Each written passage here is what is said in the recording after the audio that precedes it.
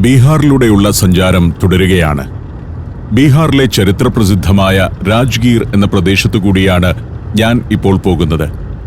പുരാണപ്രസിദ്ധമായ മഗധയുടെ തലസ്ഥാനമായ രാജ്ഗീർ മലമുകളിലെ വിശ്വശാന്തി സ്തൂപം കണ്ട് കേബിൾ കാർ സഞ്ചാരവും കഴിഞ്ഞ് പട്ടണത്തിന്റെ മറ്റു ഭാഗങ്ങളിലേക്ക് പോകുമ്പോൾ വഴിയിൽ മുഴുവൻ കുതിരവണ്ടികൾ കാണാം.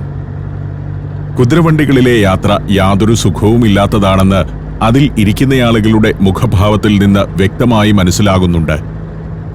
കോട്ടുവായൊക്കെ ഇട്ട് ആളുകൾ വിരസമായി അതിനകത്തിരിക്കുന്നു. എന്തിനാണ് പിന്നെ കാശുകൊടുത്ത് ഈ വണ്ടിയിൽ കയറിയതെന്ന് സംശയം തോന്നും. കുതിരവണ്ടിയുടെ ചക്രങ്ങൾ വളഞ്ഞു പുളഞ്ഞോടുന്നു. ഒരു വൃദ്ധനാണെങ്കിൽ വണ്ടിയിൽ അള്ളിപ്പിടിച്ചാണിരിക്കുന്നത്. കുട്ടിക്കും ആ യാത്രയിൽ വലിയ കൗതുകമൊന്നുമില്ല. വഴിയരികിൽ പലയിടത്തും അലങ്കരിച്ച കുതിരവണ്ടികൾ. ചാടിത്തുള്ളിയാണ് വണ്ടി പോകുന്നത്. ഉത്തരേന്ത്യയിലെ എല്ലാ ടൂറിസം കേന്ദ്രങ്ങളിലും ഇത്തരം ചില വിനോദ പരിപാടികളുണ്ട്. ഇതുകൊണ്ട് ധാരാളം പാവങ്ങൾ ജീവിക്കുന്നുമുണ്ട്. 6ഉം 7ഉം യാത്രക്കാർ കയറും ഓരോ കുതിരവണ്ടിയിലും. വഴി ബ്ലോക്കാക്കിക്കൊണ്ട് കുതിരവണ്ടികൾ അങ്ങനെ പോകുന്നു. രാജ്ഗീറിന്റെ ചരിത്രസ്ഥലങ്ങളും പുരാതന നിർമ്മിതികളുമെല്ലാം പല ഭാഗങ്ങളിലായി ചിതറിക്കിടക്കുകയാണ്. അതുകൊണ്ട് തന്നെ ഒരിടത്തു നിന്നും മറ്റൊരിടത്തേക്ക് സാധാരണക്കാർ കുതിരവണ്ടികളിലാണ് പോവുക. ഇതിവിടുത്തെ പ്രശസ്തമായ ഗുരുദ്വാര ഗുരുനാനാക്കാണ്. ശീതൽ കുണ്ട് എന്ന സ്ഥലത്തെ ഗുരുദ്വാര. ബീഹാറിൽ കുറെ ഗുരുദ്വാരകളുണ്ട്. ഗുരുദ്വാര ഗുരുനാനാക്ക് ശീതൽ കുണ്ട് കഴിയുന്നതോടെ രാജ്ഗീർ പട്ടണത്തിന്റെ പ്രധാന ഭാഗത്തേക്കെത്തുന്നു. പുരാണങ്ങളിലും ബുദ്ധ ജൈന മതങ്ങളുടെ ചരിത്രത്തിലും ഹൈന്ദവ വിശ്വാസങ്ങളിലും സിഖ് പുരാവൃത്തത്തിലുമെല്ലാം ഒരു സ്ഥാനമുള്ള പട്ടണമാണ് രാജ്ഗീർ. മഹാഭാരതത്തിൽ വിവരിക്കുന്ന ജരാസന്ധൻ എന്ന അതിശക്തനായ രാജാവിന്റെ തലസ്ഥാന നഗരം ഇതായിരുന്നു. കൗരവ പക്ഷക്കാരനായിരുന്നു ജരാസന്ധൻ. മറ്റൊരു പുരാണ കഥാപാത്രമായ കംസന്റെ 2 ഭാര്യമാർ ജരാസന്ധന്റെ പെൺമക്കളായിരുന്നു. ശ്രീബുദ്ധൻ രാജ്ഗീറിലെ ഒരു ആശ്രമത്തിൽ വസിച്ച് ബുദ്ധധർമ്മം ആളുകൾക്ക് പകർന്നുകൊടുത്തിരുന്നു. 20ാം ജൈന തീർത്ഥങ്കരൻ മുനിസുവരതയുടെ ജന്മസ്ഥലം എന്ന നിലയിൽ ജൈനന്മാർക്കും പ്രധാനപ്പെട്ട സ്ഥലമാണിത്. ബുദ്ധിസം ഒരു മതമായി വളരുന്നതിന് തുടക്കമിട്ട ആദ്യത്തെ ബുദ്ധസമിതി ചേർന്നത് രാജ്ഗീറിലെ ഒരു ഗുഹയിലായിരുന്നു. തുടർന്നാണ് ബുദ്ധധർമ്മം ലോകത്തിന്റെ പല ഭാഗങ്ങളിലേക്ക് വ്യാപിച്ചു തുടങ്ങിയത്. പണി പൂർത്തിയാകാത്ത ഒരു ഫ്ലൈഓവർ ഇവിടെ കാണാം. റെയിൽവേ ഓവർബ്രിഡ്ജാണ്. ഇത് കുറെ കാലമായി ഇങ്ങനെ കിടക്കുകയാണെന്ന് എന്റെ കൂടെയുള്ള സുഹൃത്ത് ബിജു തോമസ് പറയുന്നു. ഇപ്പോഴും ചെറിയ തോതിൽ പണി നടക്കുന്നുണ്ട്. തൂണുകളിലൊക്കെ ഏതോ ചിത്രകാരന്റെ കരവിരുത്. തൂണുകളിൽ മാത്രമല്ല, അപ്രോച്ച് റോഡിന്റെ ഭിത്തികളിലും രാജ്ഗീറിന്റെ പാരമ്പര്യവും ചരിത്രവും ഇവിടുത്തെ കാഴ്ചകളും വിവരിക്കുന്ന പെയിന്റിങ്ങുകൾ കൊണ്ട് അലങ്കരിച്ചിരിക്കുന്നു. ബീഹാറിൽ ഇങ്ങനെയുള്ള കലാകാരന്മാരൊക്കെയുണ്ട്. അവർ കലാബോധം ഈ വിധമൊക്കെ പ്രകടിപ്പിക്കാറുമുണ്ട്. ഞങ്ങൾ രാജ്ഗീർ പട്ടണം പിന്നിട്ടു. ഇനി നളന്ദയിലേക്കാണ് പോകുന്നത്. നളന്ദ എന്ന പുരാതന യൂണിവേഴ്സിറ്റി കാണാൻ. ഇപ്പോൾ ഒരിക്കൽ കൂടി സിലാവോ പട്ടണത്തിലേക്കെത്തുന്നു. ഖാജ എന്ന പലഹാരത്തിന് പേരുകേട്ട സ്ഥലം. ഞങ്ങൾ രാജ്ഗീറിലേക്ക് പോകുമ്പോൾ ഇവിടം കണ്ടതാണ്. മടക്കയാത്രയിൽ ഇവിടെയൊന്ന് ഇറങ്ങാമെന്ന് അപ്പോൾ തീരുമാനിക്കുകയായിരുന്നു. ഖാജ എന്ന പലഹാരമാണ് ഈ ടൗണിന് വലിയ പ്രശസ്തി നേടിക്കൊടുത്തത്. ഖാജയുടെ ഉൽപ്പത്തി തന്നെ സിലാവോ പട്ടണത്തിലാണ്. ഈ നിരത്തി വച്ചിരിക്കുന്നതെല്ലാം ഖാജയാണ്. അവിടെ ഒരിടത്ത് വണ്ടി നിർത്തി ഞങ്ങൾ ഇറങ്ങി. പലഹാരം അടുക്കി അടുക്കി വെച്ചിരിക്കുന്നു. നമ്മുടെ പപ്സ് പോലെയുണ്ട്. അകത്തൊന്നുമില്ലാത്ത പപ്സ് സങ്കല്പിക്കുക. അത് തന്നെയാണ് സംഗതി. ഇദ്ദേഹത്തിന്റെ പേര് രൺധീർ കുമാർ എന്നാണ്. രൺധീർ കുമാറിനെ പരിചയപ്പെട്ടു വന്നപ്പോൾ നമ്മുടെ ബിജു തോമസിന്റെ ഒരു സ്റ്റുഡന്റിന്റെ പിതാവാണ് ഇദ്ദേഹം. അതുകൊണ്ട് വലിയ സ്നേഹവും ബഹുമാനവും ഒക്കെയായി. അദ്ദേഹം ഖാജയെപ്പറ്റി പറഞ്ഞു തന്നു. 200 രൂപയാണ് കിലോയ്ക്ക്. മധുരമുള്ളതിനാണ് 200 രൂപ. ഉപ്പുള്ളതിന് വില 250 രൂപയാകും. ഉപ്പുള്ളത് കൂടുതൽ ക്വാണ്ടിറ്റി ഉണ്ടാവും. അതുകൊണ്ടാണ് വിലവ്യത്യാസമത്രേ. എല്ലാ കടയുടെയും ഉള്ളിൽ തത്സമയം ഖാജ വറുത്തുകൊണ്ടിരിക്കുന്നുണ്ട്. കടയുടെ തിണ്ണയിലാണ് വിൽക്കാനിരിക്കുന്നതെങ്കിൽ അകത്ത് ലൈവായി പാചകം നടക്കുന്നു. അതൊരു കാഴ്ച തന്നെയാണ്. പഞ്ചസാര പാനിയിൽ മുക്കിയെടുത്ത ഒരു ഖാജ കൊണ്ടുവന്ന് എനിക്ക് തന്നു. ഞാനത് കഴിച്ചു. നല്ല ഗംഭീര പലഹാരമാണ്. മധുരമുള്ള പപ്സ് കഴിക്കുന്നത് പോലെയിരിക്കും. ഖാജ ഉണ്ടാക്കുന്നത് കയറി കണ്ടോട്ടെ എന്ന് ചോദിച്ചപ്പോൾ ധൈര്യമായി കയറിക്കൊള്ളാൻ പറഞ്ഞു. ബിജു തോമസിന്റെ സ്റ്റുഡന്റിന്റെ അച്ഛനാണല്ലോ. അകത്ത് ചെല്ലുമ്പോൾ ഇതാണ് കാഴ്ച. ഗോതമ്പ് മാവ് കുഴച്ച് പദം വരുത്തി വലിയ ഉരുളകളാക്കി വെച്ചിട്ടുണ്ട്. പിന്നെ അത് ഓരോന്നും നീട്ടിപ്പരത്തുന്നു. കട്ടി കുറയ്ക്കാനായി വിരലുകൊണ്ട് ഒന്ന് വടിച്ചെടുക്കുന്നുണ്ട്. പൊറോട്ട അടിക്കുന്നത് പോലെ നീട്ടിയടിച്ച് പരത്തിയ മാവ് പിന്നെയും പല ലെയറാക്കും. പലഹാരം പല ലെയറായി വിടർന്നു വരാനാണ് ഇതിങ്ങനെ ചുരുട്ടുന്നത്. ചുരുട്ടിയ അതിനെ ഒന്ന് നീട്ടുന്നതാണ് അടുത്ത പരിപാടി. എണ്ണ പുരട്ടിയ ഒരു കട്ടിപ്പലകയിലാണ് ഇതുണ്ടാക്കുന്നത്. ചുരുട്ടി നീളത്തിലാക്കിയ മാവ് പല കഷ്ണങ്ങളായി മുറിക്കുന്നു. നല്ല കൈത്തഴക്കമുള്ള പണിക്കാരാണ്. മുറിച്ചെടുത്ത് എണ്ണയൊന്ന് പുരട്ടി അടുക്കുന്നതോടെ ആദ്യഘട്ട ജോലി കഴിഞ്ഞു. ഇതുകൊണ്ടൊന്നും ആവില്ല. നമുക്കത് മനസ്സിലാകാൻ പോകുന്നതേയുള്ളൂ. ഗോതമ്പ് മാവാണ് പലഹാരത്തിന്റെ പ്രധാന ചേരുവ. ചിലയിടത്ത് ഇതിങ്ങനെ ചുരുട്ടിയെടുക്കുന്നതിനിടെ ഡ്രൈ ഫ്രൂട്ട്സ് ഒക്കെ വിതറാറുണ്ട്. അടുത്ത ഉരുളയും പരത്തി ചുരുട്ടിയെടുക്കണം. ആദ്യത്തെയാൾ പദം വരുത്തി മുറിച്ചു വച്ചതിനെ രണ്ടാമത്തെയാൾ ഇങ്ങനെ നീട്ടി വീണ്ടും പരത്തും. എണ്ണ പുരട്ടിയ ഒരു പലകയിലാണ് ആ ജോലിയും. അത് വേറൊരു രൂപത്തിൽ വേറൊരു ദിശയിലേക്ക് പരത്തിയെടുക്കുന്നു. പരത്തിയെങ്കിലും ഇതിനകത്ത് പല ലെയർ ഉണ്ടെന്ന് മനസ്സിലാക്കിക്കൊള്ളണം. പരത്തും, പിന്നെ ഒന്നൊതുക്കും, വീണ്ടും പരത്തും. അങ്ങനെ 2-3 തവണ ഇത് ചെയ്തു കഴിഞ്ഞ് അതൊരു നാട പോലെയാക്കിയെടുക്കും. പല ലെയറുകളുള്ള നാടയാണ്. തുടർന്ന് ആ നാട കത്തികൊണ്ട് ഇങ്ങനെ പലതായി മുറിക്കും. ചെറിയ കഷ്ണങ്ങളാക്കും. ഇത്രയേ ഉള്ളൂ പണി. ഈ പലഹാരമുണ്ടാക്കാൻ ഈ നാട്ടുകാർക്ക് മാത്രമേ പറ്റുകയുള്ളൂ എന്ന് പറയുന്നത് എന്തുകൊണ്ടാണെന്ന് എനിക്ക് മനസ്സിലാവുന്നില്ല. മറുനാട്ടുകാർക്ക് വേണമെങ്കിൽ ഉണ്ടാക്കാവുന്നതല്ലേ ഉള്ളൂ. ഇതിനകത്തെ ചേരുവകൾ ചിലപ്പോൾ വ്യത്യസ്തമായിരിക്കാം. മുറിച്ചെടുത്ത നാടകൃഷ്ണങ്ങൾ തിളയ്ക്കുന്ന എണ്ണയ്ക്കകത്തിടുന്നു. അതോടെ അതൊന്ന് വീർത്ത് അകത്തുള്ള പല ലെയറുകളും വികസിച്ചു വന്ന് പപ്സിന്റെ ഒരു രൂപം പ്രാപിക്കുന്നു. അതാണ് പലഹാരം. തിളച്ച എണ്ണയിലിട്ട് അതങ്ങനെ ഇളക്കിക്കൊണ്ടിരിക്കും. പരസ്പരം ഒട്ടിപ്പിടിച്ചതിനെയൊക്കെ വേർപെടുത്തുക അപ്പോഴാണ്. അതിങ്ങനെ എണ്ണയ്ക്കകത്ത് കിടന്ന് നന്നായി ഒന്ന് മൂക്കും. ചുരുണ്ടു കൂടിയതിനെയൊക്കെ ഒന്ന് ഇടിച്ച് നേരെയാക്കും. സ്വർണ്ണ നിറമാകുമ്പോഴേക്കും ഖാജ കോരിയെടുക്കാം. ഇനി ഇതിലെ എണ്ണ വാർന്നു പോകണം. അത് ഒന്ന് തണുക്കുന്ന മുറയ്ക്ക് ഇങ്ങനെ വലിയ തട്ടിൽ അടുക്കി വെക്കുന്നു. ഓരോ ജോലിക്കും ഓരോരോ ആളുകളുണ്ട്. ഒരു കടയ്ക്കകത്ത് ശരാശരി 6 പേർ ജോലി ചെയ്യുന്നു. ഇതാണ് പണി പൂർത്തിയായ ഖാജ. വീണ്ടും ഈ പണി തന്നെ ആവർത്തിക്കുന്നു. കുഴയ്ക്കുന്നു, ഉരുട്ടുന്നു, പരത്തുന്നു, മുറിക്കുന്നു, വറക്കുന്നു, കോരിയെടുക്കുന്നു. ഞാൻ കടയുടമ രൺധീർ കുമാറുമായി സംസാരിച്ചു. അപ്പോൾ ഇവിടെ ഖാജ വിൽക്കുന്ന 85 കച്ചവടക്കാരുണ്ടെന്നാണ് ഇദ്ദേഹം പറയുന്നത്. അവരാണ് ഈ പട്ടണത്തിൽ ഖാജ ഉണ്ടാക്കുകയും വിൽക്കുകയും ചെയ്യുന്നത്. എല്ലാ കടയിലും ഒരു 5-6 പേർ വീതം ജോലി ചെയ്യുന്നുണ്ട്. ബീഹാറിൽ ജിയോ ടാഗ് കിട്ടിയ ആദ്യ പലഹാരം ഇതാണ്. ഇവിടെ മാത്രമേ ഉണ്ടാക്കുന്നുള്ളൂ എന്നത് തന്നെയാണ് അതിന് കാരണം. അതുപോലെ തന്നെ ഇതിന് ചില അവാർഡുകളൊക്കെ കിട്ടിയിട്ടുണ്ട്. മൗറീഷ്യസിൽ നിന്നും മറ്റുമുള്ള ബഹുമതികൾ. ഞാൻ അതിലൂടെയൊക്കെ ഒന്ന് ചുറ്റി നടന്നു. രാത്രിയാകുമ്പോൾ ഇവിടമെല്ലാം ലൈറ്റൊക്കെ ഇട്ട് ആകെ സജീവമാകും. വൈകിട്ട് 5 മണി കഴിയുന്നതോടെയാണ് നല്ല കച്ചവടം നടക്കുകയെന്ന് എൻ്റെ കൂടെയുള്ള സുഹൃത്തുക്കളും പറയുന്നുണ്ട്. പല നാടുകളിൽ നിന്ന് ഈ ഹൈവേയിലൂടെ കടന്നു പോകുന്നവരെല്ലാം ഖാജ വാങ്ങിച്ചു കൊണ്ടുപോകും. പിന്നെ പാറ്റ്ന ഉൾപ്പെടെയുള്ള ബീഹാറിലെ പ്രധാന സ്ഥലങ്ങളിലെ ബേക്കറികളിലേക്കൊക്കെ ഇവർ ഇത് സപ്ലൈ ചെയ്യുന്നുമുണ്ട്.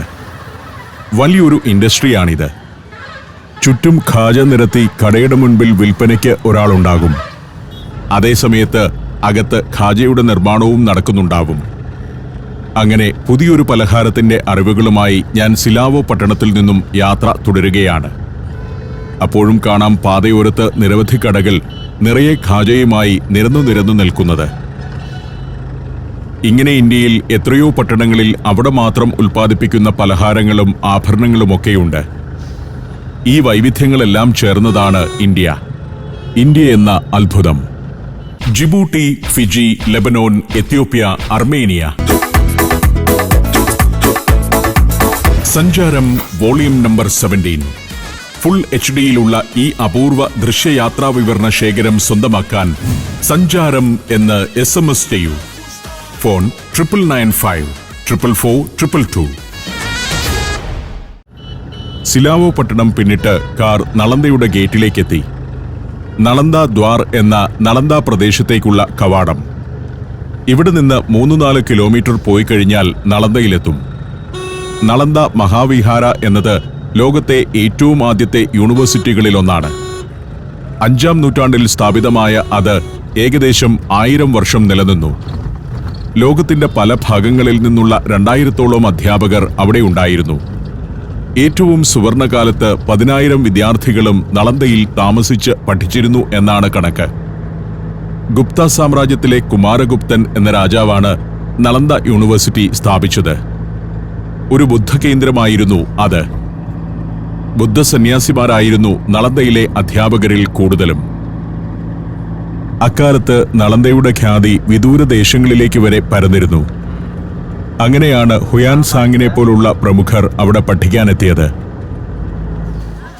ഞങ്ങൾ നളന്ദ പുരാനിർമ്മിതിക്ക് അടുത്തെത്തി. ഇവിടെ വണ്ടി പാർക്ക് ചെയ്ത് കുറച്ചു നടക്കണം. വഴിയരികി മുഴുവൻ കരകൗശല വസ്തുക്കളും സുവനീറുകളും വിൽക്കുന്ന കടകളാണ്. പക്ഷേ കാശ് കൊടുത്ത് നമുക്ക് വാങ്ങിക്കാൻ തോന്നുന്ന അപൂർവം സാധനങ്ങളെയുള്ളൂ. ബുദ്ധന്റെ ചില ശില്പങ്ങളോ ചില പ്രത്യേകതരം ആഭരണങ്ങളോ മാത്രം. നല്ല ഹാൻഡിക്രാഫ്റ്റ്സുമുണ്ട്. ഇതൊക്കെ കാസ്റ്റ് ചെയ്തെടുക്കുന്നതാണ്. അതിനൊക്കെ നല്ല പെർഫെക്ഷനുണ്ട്. ചൈനയിലും തായ്ലാൻഡിലുമൊക്കെ കാണുന്നത് പോലെ ബുദ്ധന്റെ ശില്പങ്ങൾക്കൊക്കെ ഒരു പൂർണ്ണതയുണ്ട്. അവിടെ നിന്ന് കുറച്ചു ദൂരം കൂടി നടന്നു കഴിഞ്ഞാൽ ഗേറ്റിലേക്കെത്തും. ടിക്കറ്റ് എടുക്കണം. അയൽ രാജ്യങ്ങളിൽ നിന്നെല്ലാം ആളുകൾ ഇവിടെ സന്ദർശകരായി എത്തുന്നുണ്ട്. കൂടെ ഉണ്ടായിരുന്ന ഇൻസാഫ് പോയി ടിക്കറ്റ് എടുത്തു വന്നു. ഇനി ഞങ്ങൾ അകത്തേക്ക് കയറുകയാണ്. അകത്തേക്ക് കടക്കുമ്പോൾ ഇവിടെ ടിക്കറ്റ് പരിശോധനയുണ്ട്. പ്രൈവറ്റ് സെക്യൂരിറ്റി ഏജൻസിയാണ് അതൊക്കെ ചെയ്യുന്നത്. ആർക്കിയോളജിക്കൽ പ്രോപ്പർട്ടി ആണെങ്കിലും സെക്യൂരിറ്റി ജോലിയൊക്കെ പ്രൈവറ്റ് ഏജൻസികൾക്ക് നൽകിയിരിക്കുന്നു. ആർക്കിയോളജിക്കൽ സർവേ ഓഫ് ഇന്ത്യയാണ് ഇത് മെയിൻറ്റെയിൻ ചെയ്യുന്നത്. അതിമനോഹരമായി ഇവിടം പരിപാലിക്കുന്നുണ്ട്. വൃത്തിയായി വെട്ടിയൊരുക്കിയ നല്ല loan. Archaeological survey of India നമ്മുടെ എല്ലാ ചരിത്രസ്ഥലങ്ങളും ഭംഗിയായി സംരക്ഷിക്കുന്നുണ്ട്. 600 വർഷത്തിലേറെക്കാലം വിസ്മൃതിയിലാണ്ട് കിടന്നിരുന്നു നളന്ദ സർവകലാശാല. 1811-12 വർഷങ്ങളിൽ സ്കോട്ടിഷ് ഗവേഷകനായ ഫ്രാൻസിസ് ബുക്കനാൻ ഹാമിൽട്ടനാണ് മണ്ണ് മൂടിക്കിടന്ന ഇതിന്റെ അവശിഷ്ടങ്ങൾ കണ്ടെത്തുന്നത്. ദശകങ്ങൾ നീണ്ട എക്സ്കവേഷന്റെ പല ഘട്ടങ്ങൾ കാണിക്കുന്ന ചിത്രങ്ങൾ ഇവിടെയൊക്കെ വഴിയരികിൽ സ്ഥാപിച്ചിട്ടുണ്ട്. ഇത് 17-18 വർഷങ്ങളിൽ ടെമ്പിൾ നമ്പർ 3-ഉം വെർട്ടിക്കൽ ട്രെഞ്ചും കണ്ടുപിടിക്കുന്നതാണ്. ഇത് മൊണാസ്ട്രി നമ്പർ 7 മണ്ണിനടിയിൽ നിന്നും പുറത്തെടുക്കുന്നത്. ഇത് മൊണാസ്ട്രി നമ്പർ 1 കണ്ടുപിടിക്കുന്ന ചിത്രമാണ്. ടെമ്പിൾ നമ്പർ 3 ആണിത്. പിന്നെ മൊണാസ്ട്രി നമ്പർ 5-ന്റെ എക്സ്കവേഷൻ നടക്കുന്ന ചിത്രം. ബ്രിട്ടീഷുകാരുടെ കാലത്താണ് നളന്ദയുടെ എക്സ്കവേഷൻ നടക്കുന്നത്. നാട്ടുകാരായ തൊഴിലാളികളെ ഉപയോഗിച്ച് യന്ത്രസഹായമൊന്നുമില്ലാതെയായിരുന്നു ഉദ്ഖനന പ്രവർത്തനങ്ങൾ. അതിന്റെ എല്ലാം ചിത്രങ്ങൾ ബ്രിട്ടീഷുകാർ എടുത്തു സൂക്ഷിക്കുകയും ചെയ്തിരുന്നു. അതൊക്കെ കണ്ടുകൊണ്ട് ഞാൻ ആർക്കിയോളജിക്കൽ സൈറ്റിലേക്ക് നടന്നു. എല്ലായിടവും അതിമനോഹരമായി സംരക്ഷിച്ചിട്ടുണ്ട്. വൃത്തികേടാക്കാനുള്ള എല്ലാ സാധ്യതയുമുണ്ടെങ്കിലും ഇവിടം ഭംഗിയായി കിടക്കുന്നു. ബുദ്ധഭിക്ഷുക്കൾ സൈറ്റ് സന്ദർശിച്ച് മടങ്ങുന്നു. മ്യാൻമാർ, തായ്ലൻഡ്, ശ്രീലങ്ക, ഭൂട്ടാൻ, നേപ്പാൾ ഇവിടെ നിന്നൊക്കെ ധാരാളം ടൂറിസ്റ്റുകൾ നളന്ദ കാണാൻ വരുന്നുണ്ട്. ഏറ്റവും കൂടുതൽ ആളുകൾ വരുന്നത് മ്യാൻമാറിൽ നിന്നും ശ്രീലങ്കയിൽ നിന്നുമാണ്. ഇവർ മ്യാൻമാറിൽ നിന്ന് വന്നവരാണെന്ന് തോന്നുന്നു. ഇങ്ങനെ വിദേശ ടൂറിസ്റ്റുകൾ ധാരാളമായി വരുന്നുണ്ട്. സായിപ്പുമാരാകട്ടെ അധികം വരുന്നില്ല. പല രാജ്യങ്ങളിൽ നിന്നുള്ള ബുദ്ധഭിക്ഷുക്കളും നളന്ദ കാണാനെത്തുന്നു. ശ്രീലങ്കക്കാരാണ് ഈ കടന്നു പോകുന്നത്. ശ്രീലങ്കൻ ടൂറിസ്റ്റുകൾക്ക് ഇതൊരു ആത്മീയ കേന്ദ്രം കൂടിയാണ്. വെറും ചരിത്ര സ്ഥലമല്ല. അതുകൊണ്ട് തന്നെ അവർ ഒരു തീർത്ഥാടനത്തിന്റെ ഭാഗമായാണ് ഇവിടേക്കെല്ലാം വരുന്നത്. വലിയ സംഘങ്ങളായിട്ടാണ് അവർ വരുന്നത്.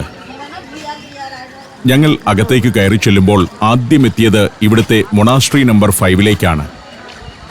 ഗുപ്ത സാമ്രാജ്യ കാലഘട്ടത്തിലെ വാസ്തുവിദ്യയുടെ മികച്ച ഒരു ഉദാഹരണമാണ് ഈ മൊണാസ്ട്രി നമ്പർ 5. കനത്ത ഭിത്തികളും ഇടനാഴികളും പടിക്കെട്ടുകളും വരാന്തയോട് ചേർന്നുള്ള നിരവധി സെല്ലുകളുമെല്ലാമുള്ള ഒരു കെട്ടിടം. മൊണാസ്ട്രികൾ എന്ന് ഇവിടെ വിവരിക്കുന്നത് യൂണിവേഴ്സിറ്റിയിൽ പഠിക്കാൻ വരുന്നവർ താമസിച്ചിരുന്ന ഹോസ്റ്റലുകളായിരുന്നു. ബുദ്ധമത സന്യാസി ചിട്ടയിലായിരുന്നു ഇവിടുത്തെ താമസവും പഠനവും. അതുകൊണ്ടാണ് അതിനെ മൊണാസ്ട്രി എന്ന് വിശേഷിപ്പിക്കുന്നത്. ഗുരുകുല രീതിയിലായിരുന്നു ഇവിടെ അധ്യയനം.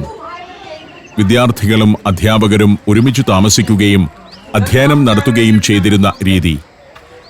ലോകത്തെ ആദ്യത്തേതും ഏറ്റവും വലുതുമായ റെസിഡൻഷ്യൽ യൂണിവേഴ്സിറ്റിയായി നളന്ദ മാറിയതും അങ്ങനെയാണ്. മൊണാസ്ട്രി 5-നകത്തുകൂടിയാണ് ഇപ്പോൾ എൻട്രൻസ് ഇട്ടിരിക്കുന്നത്. പണ്ട് അങ്ങനെയായിരുന്നില്ല. ഇപ്പോൾ വലിയൊരു ഉദ്യാനം പോലെയുള്ള വിശാലമായ ഭാഗത്തേക്കെത്തുന്നു. ഇവിടെ നിരവധി മൊണാസ്ട്രികളുണ്ട്. പലതവണ തകരുകയും പുനർനിർമ്മിക്കപ്പെടുകയും ചെയ്ത യൂണിവേഴ്സിറ്റിയാണിത്. 12-ാം നൂറ്റാണ്ടിൽ മുഹമ്മദ് ബക്തിയാർ ഖിൽജിയുടെ സൈന്യം ഈ യൂണിവേഴ്സിറ്റി ആക്രമിക്കുകയും അതിവിശാലമായിരുന്ന ലൈബ്രറി തീവെച്ച് നശിപ്പിക്കുകയും ചെയ്തു. ഇവിടെയുണ്ടായിരുന്ന സന്യാസിമാരും പഠിതാക്കളും അന്ന് കൂട്ടക്കൊല ചെയ്യപ്പെടുകയായിരുന്നു. മൊണാസ്ട്രി കെട്ടിടങ്ങൾ പലതും ഖിൽജിയുടെ സൈനികർ ഇടിച്ചു നിരത്തുകയും ചെയ്തു. ഇവിടെ ഒരിടത്ത് നളന്ദയുടെ മൊത്തത്തിലുള്ള മാപ്പുണ്ട്. ഈ കാണുന്നതൊക്കെ അന്നത്തെ ഓരോ മൊണാസ്ട്രികളാണ്. ഇതൊക്കെ അവിടുത്തെ ഗൈഡാണ് വിവരിച്ചു തരുന്നത്. ഓരോ മൊണാസ്ട്രിയിലും നിരവധി മുറികൾ ഉണ്ടായിരുന്നു. ആ മുറികളിൽ ഓരോന്നിലും 2-3 പഠിതാക്കൾ താമസിക്കുന്നതായിരുന്നു പതിവ്. പല പല മൊണാസ്ട്രികൾ. ഞങ്ങൾ അതിനകത്തേക്ക് കയറുന്നുണ്ട്. മൊണാസ്ട്രി നമ്പർ 4-ലേക്കാണ് ഇപ്പോൾ എത്തിയിരിക്കുന്നത്. ഈ മൊണാസ്ട്രി കെട്ടിടത്തിന് ഒരു വ്യത്യാസമുണ്ട്. വിശാലമായ ഒരു കോർട്ട്യാർഡും അതിനു ചുറ്റും കുറേ മുറികളുമല്ല ഇതിലുള്ളത്. ഇടുങ്ങിയ പാസേജുകളും അതിൻ്റെ 2 വശത്തുമായി കുറേ മുറികളുമാണ് ഇതിലെ രീതി. ചുരുങ്ങിയത് 2 നിലകളെങ്കിലുമുള്ള കെട്ടിടമായിരുന്നു ഇത്. മുകൾ നില പാടെ തകർന്നു പോയിരിക്കുന്നു. ചുടുകട്ട കൊണ്ട് കെട്ടിയ കനത്ത ചുമരുകളാണ്. 1.5-2 മീറ്റർ വരെയൊക്കെയാണ് പല ഭിത്തികളുടെയും വീതി. ഇത്രയേ ഉള്ളൂ മുറിയുടെ വിസ്തൃതി. ഇടുങ്ങിയ മുറികളാണ്. ചൂടുകാലത്ത് നല്ല തണുപ്പ് കിട്ടാൻ വേണ്ടിയിട്ടാവണം ഇത്രയും കനപ്പെട്ട ഭിത്തികൾ പണിതത്. എന്നിട്ടും ഇത് തകർത്തു കളഞ്ഞു എന്നതോർക്കണം. മുകളിലേക്ക് പല നിലകൾ ഉണ്ടായിരുന്നതിൻ്റെ തെളിവാണ് താഴെ ഇത്രയും ഖനമുള്ള ഭിത്തികൾ എന്ന് ചില ഗവേഷകർ അനുമാനിക്കുന്നുണ്ട്. 12,000 പേർക്കെങ്കിലും താമസിക്കാനുള്ള സൗകര്യം അന്ന് നളന്ദ യൂണിവേഴ്സിറ്റിയിൽ ഉണ്ടായിരുന്നല്ലോ. ഇതൊക്കെ മുറികളാണ്. പല പല മുറികൾ. അതിനകത്തൊക്കെ വിദ്യാർത്ഥികളും സന്യാസിമാരും താമസിച്ചിരുന്നതാണ്. മൊണാസ്ട്രി നമ്പർ 4-ൽ നിന്ന് പുറത്തേക്ക് നടന്നു. അങ്ങേയറ്റത്ത് കാണുന്നതൊക്കെ ക്ഷേത്രങ്ങളാണ്. പല ക്ഷേത്രങ്ങളും ഇതിനകത്തുണ്ടായിരുന്നു. എല്ലാം ബുദ്ധക്ഷേത്രങ്ങൾ തന്നെ. 6 വലിയ ക്ഷേത്രങ്ങളും നിരവധി ഷ്രൈനുകളും ഉണ്ടായിരുന്നു പുരാതന യൂണിവേഴ്സിറ്റിയിൽ. 11 മൊണാസ്ട്രികൾ ഇതുവരെ കണ്ടെത്തിയിട്ടുമുണ്ട്. അടുത്തതായി ഞങ്ങൾ മൊണാസ്ട്രി 6-നകത്തേക്കാണ് എത്തിയത്. ഇത് വലിയൊരു മൊണാസ്ട്രിയാണ്. ഇങ്ങനെയാണ് ഈ മൊണാസ്ട്രിയുടെ സ്ട്രക്ചർ. വലിയ നടുമുറ്റം. അവിടെയും ക്ലാസുകൾ നടന്നിരുന്നു. ഒരു ഭാഗത്ത് ഒരു കിണർ. അതിപ്പോൾ മൂടിയിട്ടിരിക്കുന്നു. വലിയൊരു സ്ക്വയർ. അതിനു ചുറ്റുമായി മുറികൾ. ഇങ്ങനെയാണ് ഇവിടെ പല മൊണാസ്ട്രികളും ഉണ്ടായിരുന്നത്. മൊണാസ്ട്രി 6-ലാണ് ഇവിടുത്തെ മൊണാസ്ട്രികളുടെ കൃത്യമായ ഒരു സ്വഭാവം കണ്ടറിയാനാവുന്നത്. നടുമുറ്റം പോലെ വലിയൊരു ഭാഗം. അതിനു ചുറ്റുമായി 4 വശത്തും വലിയ കെട്ടിടങ്ങൾ. കെട്ടിടങ്ങളിലെല്ലാം ചെറിയ ചെറിയ മുറികൾ. വളരെ ചിട്ടയുള്ളതായിരുന്നു നളന്ദ യൂണിവേഴ്സിറ്റിയിലെ പഠന സമ്പ്രദായം. 12 വർഷത്തെ പാഠ്യപദ്ധതിയായിരുന്നു ഇവിടെ ഉണ്ടായിരുന്നത്. 12 വർഷവും ഇവിടെ താമസിച്ച് പഠിക്കണം. വിദ്യാഭ്യാസവും താമസവും ഭക്ഷണവുമെല്ലാം സൗജന്യമാണ്. 100ഓളം ഗ്രാമങ്ങളിൽ നിന്ന് ധനമായും ഭക്ഷ്യവിഭവങ്ങളായും ലഭിച്ച സഹായം കൊണ്ടായിരുന്നു യൂണിവേഴ്സിറ്റിയുടെ ദൈനംദിന പ്രവർത്തനങ്ങൾ നടന്നിരുന്നത്. ഇതൊക്കെ ആ വലിയ കെട്ടിടത്തിനകത്തെ മുറികളാണ്. ഇത്തരം ചെറിയ ചെറിയ മുറികളിലായിരുന്നു വിദ്യാർത്ഥികളുടെ താമസം. ഗ്രന്ഥങ്ങളും വസ്ത്രങ്ങളുമൊക്കെ വയ്ക്കാനുള്ള ഷെൽഫും ഭിത്തിയിൽ തന്നെയുണ്ട്. തടികൊണ്ടുള്ള ഫർണിച്ചറൊക്കെ ഉണ്ടായിരുന്നിരിക്കണം അന്ന്. അതൊക്കെ നശിച്ചു പോയിരിക്കുന്നു. ഇതാണ് നടുമുറ്റം. അതിനു ചുറ്റോടു ചുറ്റും കെട്ടിടം. സർവകലാശാലയിലെ പ്രധാന ഗ്രന്ഥശാലയ്ക്ക് 9 നിലകൾ ഉണ്ടായിരുന്നെന്നാണ് കണ്ടെത്തിയിരിക്കുന്നത്. ഇന്നത്തെ സഞ്ചാരികൾ വരുമ്പോൾ ഭിത്തിയിൽ എന്തെങ്കിലും എഴുതാതെ പോകാൻ അവർക്ക് മനസ്സ് വരുന്നുണ്ടാവില്ല. എല്ലാ ചുവരിലും എന്തെങ്കിലുമൊക്കെ എഴുതി വച്ചിട്ടുണ്ട്. ഇത്രയും കർശനമായ സെക്യൂരിറ്റി സംവിധാനങ്ങൾ ഉണ്ടായിട്ടും അതാണല്ലോ ഇന്ത്യക്കാരുടെ ഒരു ഗുണം. 2 കാലഘട്ടങ്ങളിലായാണ് ഈ മൊണാസ്ട്രി നമ്പർ 6 പണിതതെന്നാണ് കണ്ടെത്തിയിട്ടുള്ളത്. നടുമുറ്റവും അതിലെ നിർമ്മിതികളുമാണ് ആദ്യകാലത്തുണ്ടായിരുന്നത്. പിന്നീട് വിദ്യാർത്ഥികളുടെ എണ്ണം കൂടിയപ്പോഴാകാം ചുറ്റും കെട്ടിടവും അതിൽ ധാരാളം മുറികളും പണിതത്. ഞങ്ങൾ അവിടെ നിന്ന് പുറത്തേക്കിറങ്ങി. ഏറെ ചരിത്രവും ഏറെ കാഴ്ചകളുമുള്ള നളന്ദ എന്ന ഭാരതത്തിന്റെ ഒരു അഭിമാന പ്രദേശത്തുകൂടി ലോകത്തെ ആദ്യ യൂണിവേഴ്സിറ്റിയിലൂടെ ഞാൻ സഞ്ചാരം തുടർന്നു.